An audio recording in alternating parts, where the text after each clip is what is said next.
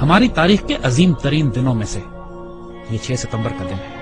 اگر آپ صرف اس دن کی صبح وہ تقریر سن لیجئے جو ایوب خان نے کی تھی، ریڈیو پاکستان پر وہ تقریر کی گئی کہ لا الہ الا اللہ کے ماننے والوں پر ہندوستان نے حملہ کر دیا، میرے قوم کے ہم وطنوں جنگ شروع ہو چکی ہے، اٹھو اور دشمن پر ٹوٹ پڑو۔ پاکستان کی پوری قوم نعرہ تکبیر لگاتی ہوئی سڑکوں پر نکل گئی تھی۔ ہندوستان نے 6 ستمبر کی صبح فجر سے کچھ پہلے لاہور شہر پہ حملہ کیا اور ان کے جرنیل نے بڑک ماری تھی کہ ہم 11 بجے تک لاہور جمخانہ میں بیٹھ کر شراب پئیں گے اور بدماشی کی محفل سجائیں گے۔ دشمن کی طاقت کا بھی پہلے اندازہ کیجئے، دیکھیے دشمن 5 گنا بڑا تھا آپ سے، اور اچانک اتنا بڑا حملہ کرتا ہے جس کے اندر ایک ایک حملے میں 500 ٹینک استعمال کیے جاتے ہیں، تقریباً 500 ٹینک لاہور میں، 500 ٹینک کے قریب سیالکوٹ کے اوپر جب حملہ ہوتا ہے، اور یہ دونوں سرحدی شہر ہیں ہمارے۔ اور حال یہ تھا کہ Pakistan was totally caught by surprise. آپ کو واقعہ بتاتے ہیں، واقعات اگر آپ سنیں تو اس سے آپ کو اندازہ ہوگا کہ یہ 65 کی لڑائی کا یہ واقعہ 6 ستمبر کو کیوں ہم اتنی رومانٹک طریقے سے، اتنی محبت اور اتنی پیار سے، ایموشن سے، جذبات سے کیوں یاد کرتے ہیں۔ ایئر چیف نے نور خان صاحب کی دلیری اور جرت دیکھیے، یہی پہ لیڈنگ فرام دا فرنٹ جسے کہتے ہیں، انہوں نے کہا کہ یہ سارٹیز نہیں جائیں گی جب تک میں خود نہ دیکھ لوں کہ یہ کتنی خطرناک ہے ہمارے پائلٹ۔ دنیا کی تاریخ میں پاکستان فوج ایک واحد فوج ہے کہ جس میں آفیسر کیجویلٹی ریٹ سب سے زیادہ ہے، اس لیے کہ ہمارے آفیسرز آگے بڑھ کر لیڈ کرتے ہیں۔ پاکستان نیوی کے پاس ایک سبمرین تھی غازی، اور اس سبمرین نے دشمن کا ناطقہ بند کیا ہوا تھا۔ اس زمانے میں تاریخ ناول اور کتابیں لکھی گئیں کہ سومنات پر محمود غزنوی کے 17 حملوں کے بعد یہ 18واں حملہ، اور پاکستان کی نیوی آگے بڑھ کر سمندروں میں گئی، دوارکا پہ گئی، دوارکا کے قلعے کو تباہ کیا بومنگ کر کے، فائرنگ کر کے، شیلنگ کر کے، اور پھر نکل کر واپس آئی۔ میرے والد توپ خانے کے افسر تھے اور سیالکوٹ ہی میں مقیم تھے، سیالکوٹ سیکٹر پہ بالکل سرحد پہ ہمارا گھر تھا میرے، اور جب یہ جنگ شروع ہوتی ہے تو خاندانوں کو، عورتوں کو، بچوں کو وہاں سے نکلنا پڑا، تو اس میں ہماری والدہ ہمیں لے کر نکلی، اور یہ وہ وقت تھا کہ جب ہمارے گھر کے آس پاس توپیں لگی ہوئی تھی اور پاکستان کی فوج جوابی حملہ شروع کر رہی تھی سیالکوٹ سیکٹر پہ دشمن کے خلاف۔ ایسے ایسے معجزات دیکھنے کو ملے ہیں، میرے والد عینی شاہد ہیں اس بات کے کہ ایک سیکٹر پر ہماری توپوں کی مدد کی ضرورت پڑی، ہماری پیادہ فوج کے مورچے تھے جن پہ دشمن کے ٹینکوں کا دباؤ بہت شدید تھا، اور ہماری توپوں کی آخری حد سے بھی زیادہ 2-3 کلومیٹر آگے وہ دشمن کے ٹینکوں کی پوزیشنز تھی، اور جب مدد مانگی گئی تو حساب لگایا گیا کہ ہماری توپوں کے گولے دشمن تک نہیں پہنچ سکتے، اور صورتحال یہ تھی کہ اگر اس وقت مدد نہ دی جاتی اپنی فرنٹ لائن کو تو سیالکوٹ شہر کا ایک پورا سیٹ دشمن قبضہ کر لیتے۔ اللہ کے توکل پر یقین کریں، افسروں کی آنکھوں میں آنسو آ گئے، انہوں نے اللہ کے بھروسے پہ، اللہ کے آسرے پہ کر کے دشمن کی طرف توپوں کا منہ کر کے فائر کیا ہے، اور ناقابل یقین بات ہے کہ گولا تقریباً 2.5-3 منٹ لیتا ہے فائر ہونے کے بعد توپ کا اپنی منزل پہ پہنچتے ہوئے۔ 3 منٹ کے بعد وائرلیس پہ ہماری جو آگے ہمارے مورچے تھے وہاں سے نعرے تکبیر کی آوازیں آنے لگی کہ دشمن کے توپیں ٹھیک ٹینکوں کے بیچ میں گر رہے تھے، جو کہ ہماری توپ کی آخری حد سے بھی کئی کلومیٹر آگے تھا۔ نہ اس سے پہلے کبھی توپ نے اتنا دور فائر کیا، نہ اس کے بعد کبھی اتنا دور فائر کیا۔ اس موقع پر جب ضرورت تھی تو اللہ کی طرف سے تائید آئی۔ ہزاروں واقعات ایسے ہیں، یہ باتیں بزرگوں نے کتابوں میں بھی لکھی ہیں، آپ ممتاز مفتی کی کتابیں اٹھا کے دیکھ لیجئے، الک نگری دیکھیے، تلاش دیکھیے، اخبار میں اس زمانے کے تمام واقعات یہ چھپے ہیں۔ جب 65 کی لڑائی شروع ہوئی، ممتاز مفتی اپنی کتابوں میں لکھتے ہیں کہ مسجد نبوی شریف میں اللہ کے بندوں نے حضور صلی اللہ علیہ وسلم کی زیارت فرمائی اور دیکھا کہ حضور جنگی لباس میں اصحاب بدر کے شہداء کے ساتھ پاکستان کے دفاع کے لیے تشریف لے جا رہے ہیں کہ پاکستان پہ حملہ ہوا ہے، ہم نے اس کا دفاع کرنا ہے۔ اور یہ باتیں ممتاز مفتی نے لکھی ہیں، کتابوں میں چھپی ہیں، اخباروں میں چھپی ہیں، یہ باتیں اپنی طرف سے ہم نہیں بنا رہے۔ یہ باتیں کہ دشمن کے طیاروں ان کو ذمہ داری دی گئی کہ راوی کے پل پہ بمباری کرنی، وہ پائلٹ پکڑا گیا، جب اس سے پوچھا گیا کہ پل تو تمہارے سامنے تھا، تم نے بمباری کیوں نہیں کی؟ کہتے ہمیں کہا گیا تھا وہاں ایک پل ہے، مجھے 6 پل نظر آ رہے تھے۔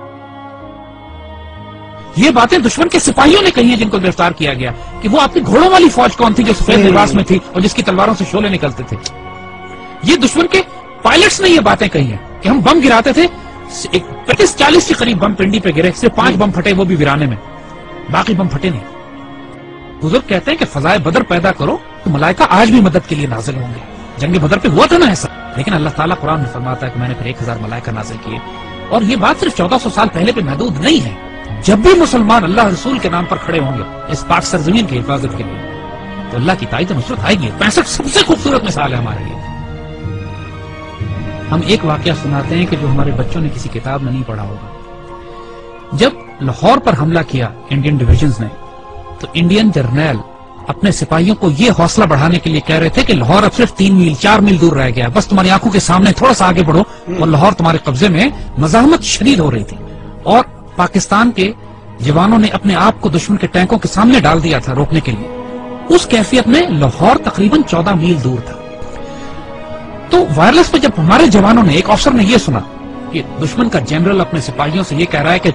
کہ صرف 3 یا 4 میل دور لاہور رہ گیا، اور اس وقت لاہور 14 میل تھا۔ اس وقت اس افسر نے، ہمارا وہ زخمی افسر نے اپنے مورچے سے نکلا، سڑک کے کنارے جو کتبہ لگا ہوا تھا جس پر لکھا تھا لاہور 14 میل، اس پر اس کو کھڑا ہے وہاں سے، اور اس کو انڈیا کی طرف لے کر گیا ہے آگے، مزید 2 فرلانگ آگے، اور وہاں پر اس نے لگایا ہے اور اپنے خون سے اس پر نقطہ لگا کے 0.2 ایڈ کیا ہے اور لکھا ہے 14.2 بلڈی مائلز۔ 14.2 بلڈی مائلز تھا لاہور، دشمن اس کو پار نہیں کر سکا۔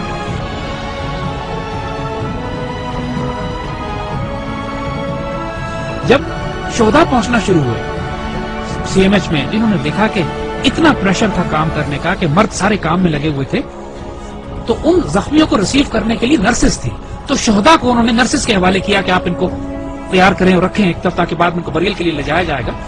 تو آنے والے جوانوں نے جب یہ دیکھا کہ بہنیں اور بیٹیاں ان شہداء کو ریسیو کر رہی ہیں تو انہوں کی آنکھوں میں آنسو آ گئے۔ واپس جا کے اپنی پوری یونٹ میں اعلان کیا کہ وہ شیرو دلیرو سینوں پہ گولیاں کھانا، پیچھے تمہاری بہنیں تمہیں وصول کر رہی ہیں،